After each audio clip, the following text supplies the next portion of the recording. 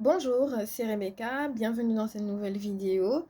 Donc là, nous sommes dans le cas pratique numéro 3 et nous avons vu que du fait de l'insuffisance d'actifs de la société par action simplifiée, car la SA qui a racheté les parts du coup de la SAS l'a rendue insolvable et elle avait eu un passif exigible de nature à l'entraîner en procédure collective, de nature à la faire ouvrir une liquidation judiciaire. Cette liquidation judiciaire a amené une diminution du coût du capital et le capital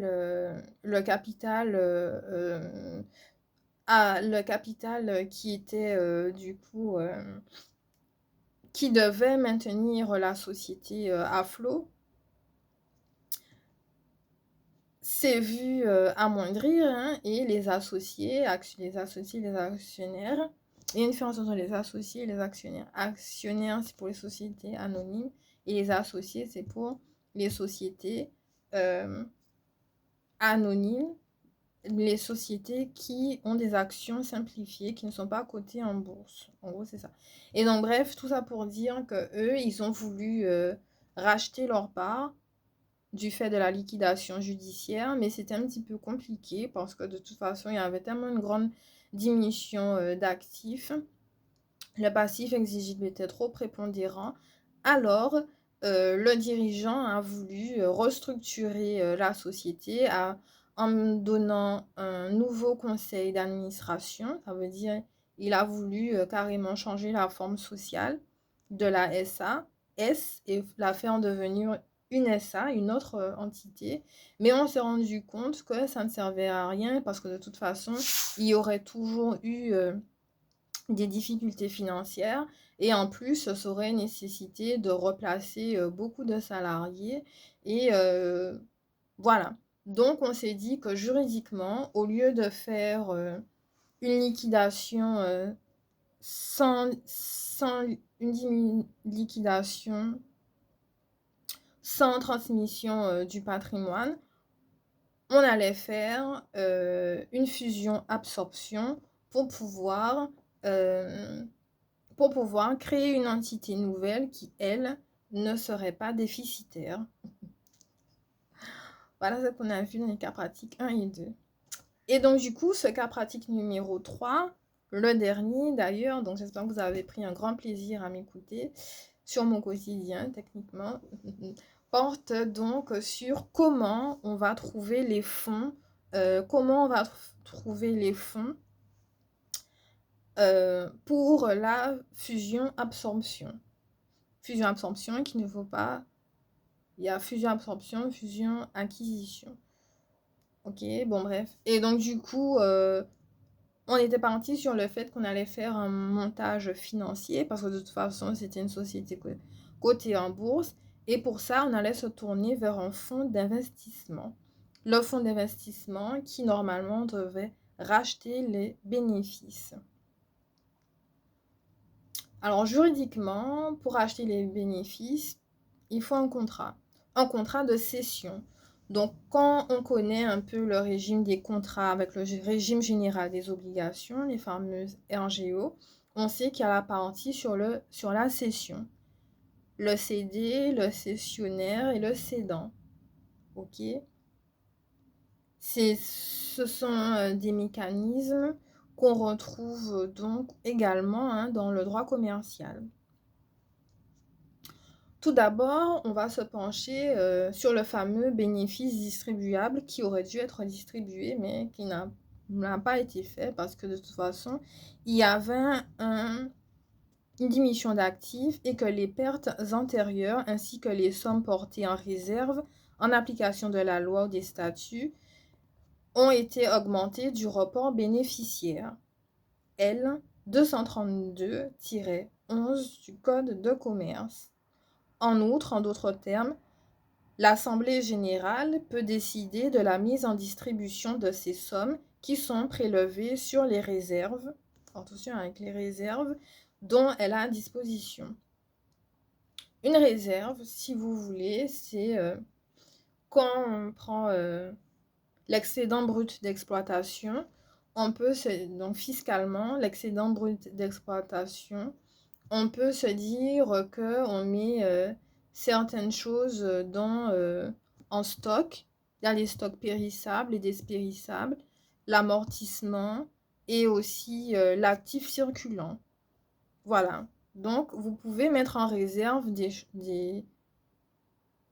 matériellement certains actifs et le reporter comptablement et fiscalement dans votre liasse fiscale. OK? Là, c'est la première des choses.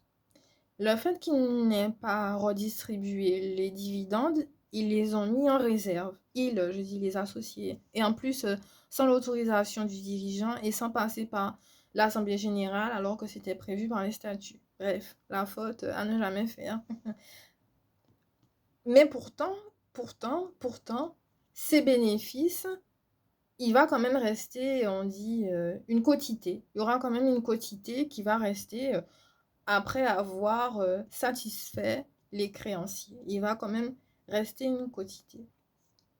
Cette quotité disponible, on pourra la prendre et la vendre. Donc, si vous voulez, j'ai de l'argent que j'ai acheté. Cet argent que j'ai acheté, je vais le revendre. Donc, en fait, c'est de la vente de somme d'argent. C'est la vente de somme d'argent portant sur un bien.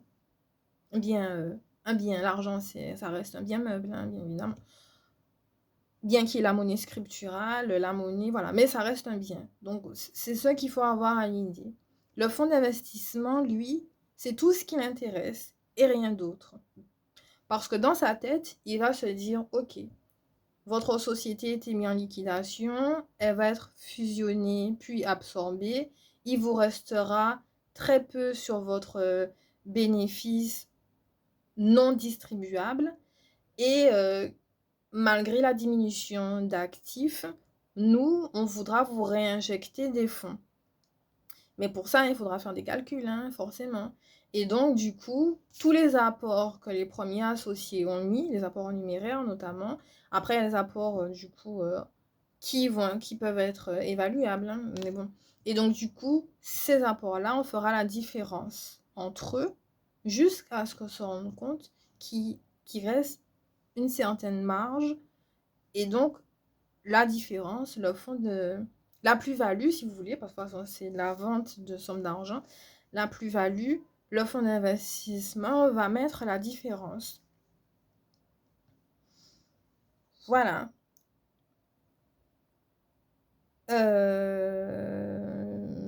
Voilà.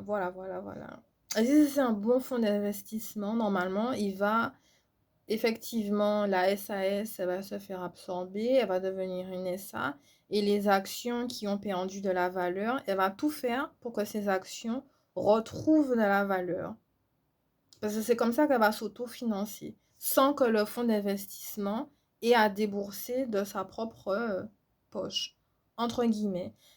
D'ailleurs, l'article L 228-7 du Code de commerce le prévoit. En ce sens, les actions de numéraire sont celles dont le montant est libéré en espèces. Cette libération, ça veut dire que les actions qui sont émises par une suite d'incorporation au capital de réserve des bénéfices, résultent aussi de celles dont le montant est affilié à une libération d'espèces. Point. On va reprendre tout à l'heure. Ces actions doivent être donc intégralement libérées à la souscription.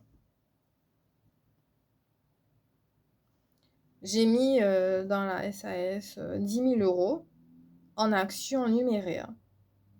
Enfin, du moins, j'ai mis 10 000 €. J'ai mis 10 000 € au capital social.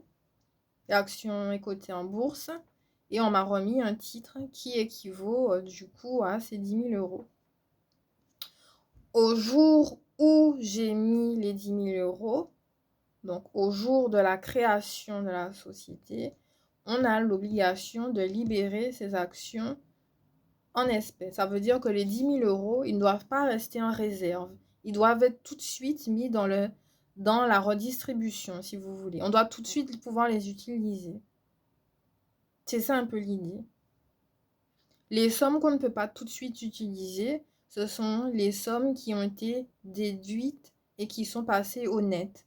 Et là, quand elles sont passées au net, on peut les mettre du coup comptablement, parce qu'il y a toujours la machine comptable derrière. Hein.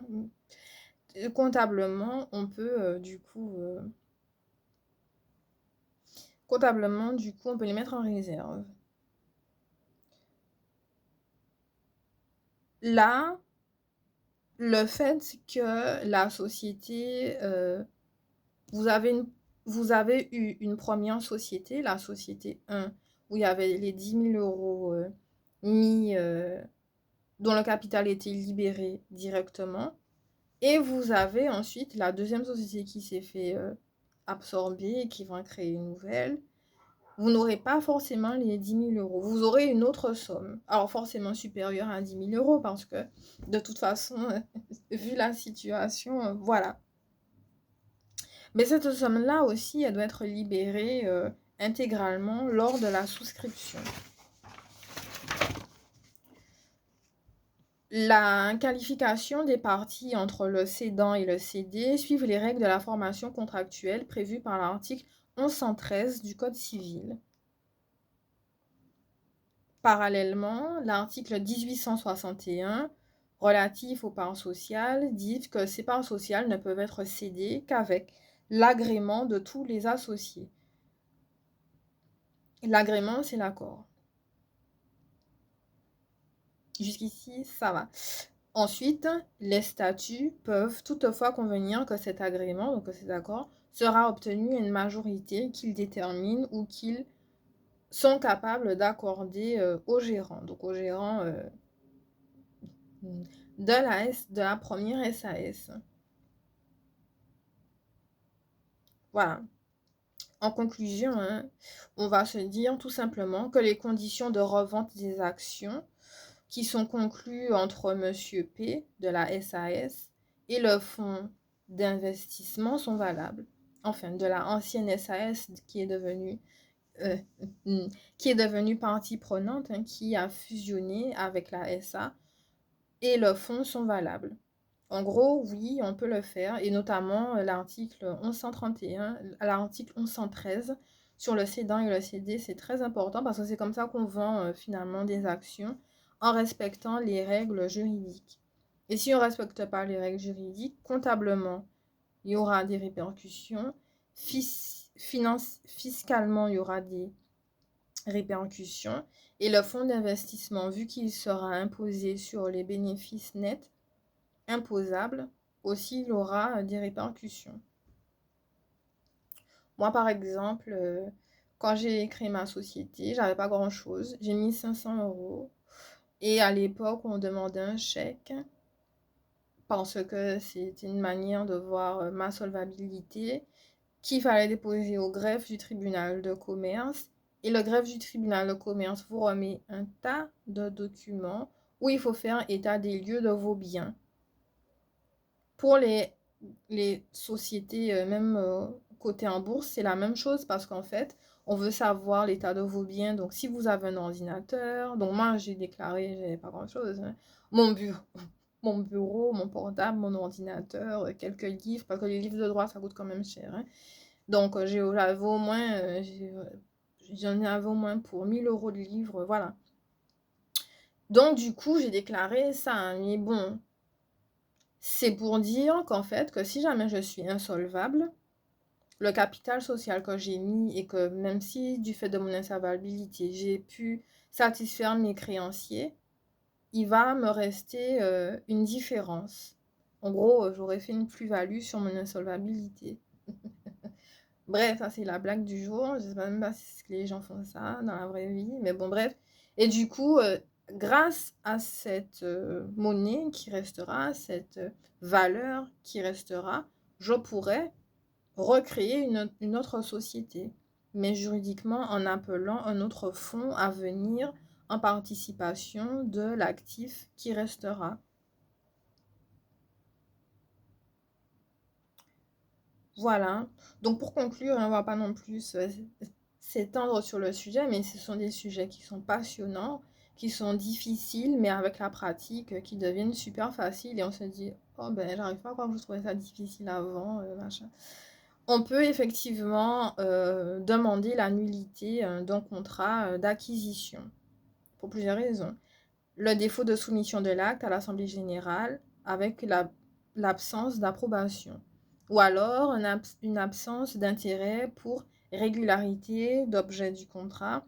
Et en dernier lieu, le droit commun, une manœuvre dolosive ou une réticence, ça veut dire que le fameux fonds a voulu me faire une entourloupe. Contrat devient nul et non avenu. Bref. Et juste pour la nullité, donc la nullité, ça, qui dit principe dit exception, mais normalement, l'article L223-14 prévoit effectivement que les parts sociales ne peuvent être cédées à des tiers étrangers à la société qu'avec le consentement de la majorité de ses associés représentant au moins la moitié des parts sociales, à moins, c'est du conditionnel, que les statuts prévoient une majorité plus forte. Voilà, donc le conseil d'administration, c'est lui par lequel il va voter pour savoir si le contrat du coup d'acquisition, de fusion d'acquisition était finalement valable, parce que ça reste un contrat, mais ça reste surtout un acte juridique qu'il faut porter à l'approbation des associés. Voilà. Donc, oui, on pourra recevoir des bénéfices du fait de la participation, capital social et la vente des parts, que ce soit un tiers, voilà, et une décision qui est toujours soumise au vote des associés. Donc, voilà. La partie sur la cession du fonds de commerce, pour revenir dessus, effectivement, on va revoir un peu les biens qui sont cédés. Donc, normalement, pour faire un tel acte, on me demande si j'ai la qualité de commerçant. Bref, en tout cas, l'article 1728, alinéa 1er, porte donc sur le contrat relatif au fonds de commerce. Donc, contractuellement, lié le débiteur avec le créancier et avec le cessionnaire. A, c'est le créancier. Donc, c'est le cédé. Non, c'est le cédant. A, c'est le cédant, c'est le créancier. B, c'est le cédé, donc le débiteur. Et C, le cessionnaire, donc le tiers. A, c'est la SA globale. B, c'est la SAS Recycle Tout. Et C, c'est le fonds de commerce. Ok, bon. On voit déjà un petit peu le raisonnement qu'il faut avoir. Et effectivement, en sa qualité de cédant cessionnaire, le propriétaire bailleur du fonds de commerce, parce qu'un fonds de commerce, c'est un contrat de louage qui nécessite il n'y a pas un transfert translatif de la propriété. C'est-à-dire que le nu propriétaire conserve l'usus, le fructus et l'abusus. Et chaque fois, il a la possibilité, grâce à cet abusus, de pouvoir en tirer profit et donc du coup de vendre. En fait, si vous voulez, pour rentrer dans ça le détail, j'ai mon titre d'action que j'ai acheté parce que j'avais déjà une première société. Ma société ne va pas bien, donc je vais vendre ou je vais louer mon titre à quelqu'un, j'aime pas dire quelqu'un, à un cessionnaire qui lui, du coup, par échéance, un saisonnier qui, lui, par échéance, va en tirer un bénéfice et va me le redonner parce que je reste le propriétaire.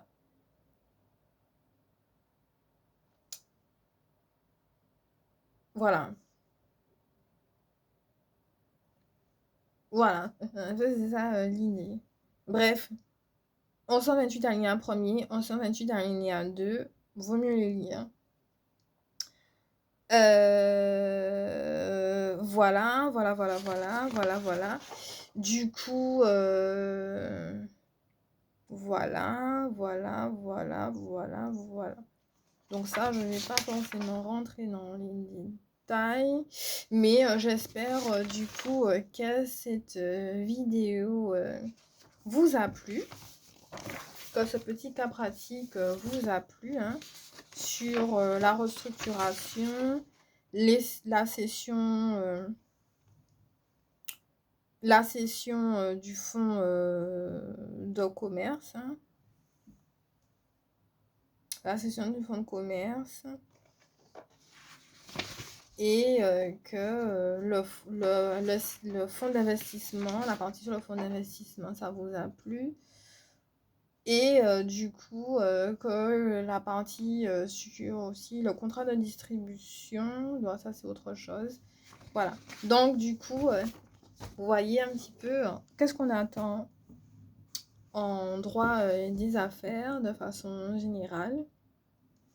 C'est qu'une petite partie du droit des affaires, mais ça reste toujours un peu le même raisonnement, c'est-à-dire qu'on a une société, la société est en capacité de conclure des actes, la majorité des actes sont conclus à titre onéreux, et il y a des problématiques qui en découlent.